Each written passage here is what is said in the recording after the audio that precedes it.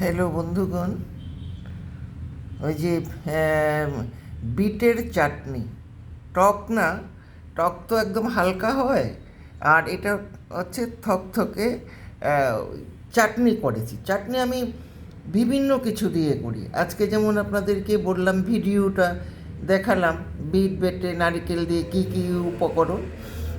Same আরেকটা করি, যেন ঘরে কিছু নেই, একটু আমসত্ত্ব, তারপর খেজুর, কিশমিশ, একটু ওই আমচুর অথবা কাঁচা আম যদি থাকে দিয়ে আমি একটা চাটনি বানিয়ে নিই।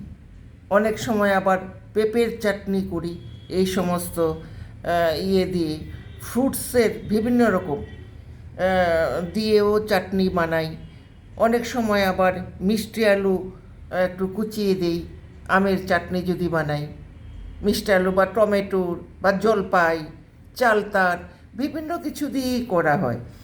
আবার অনেক সময় আমি কি করি, এটা কিন্তু আমি আমারই মতো মনে যা চায় যেরকম সেরকম করি। আরেকটা করি,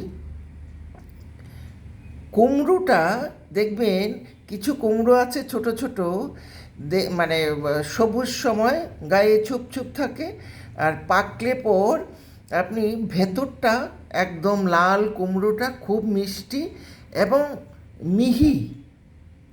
হ্যাঁ, ওই কুমড়োটা দিয়েও কিন্তু আমি আচার তৈরি করি। মানে কত কিছু যে তৈরি করি বলে লাভ নেই, মানে শখ।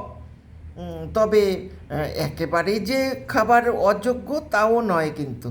যাই হোক, এটা দেখালাম বিটের চাটনিটা।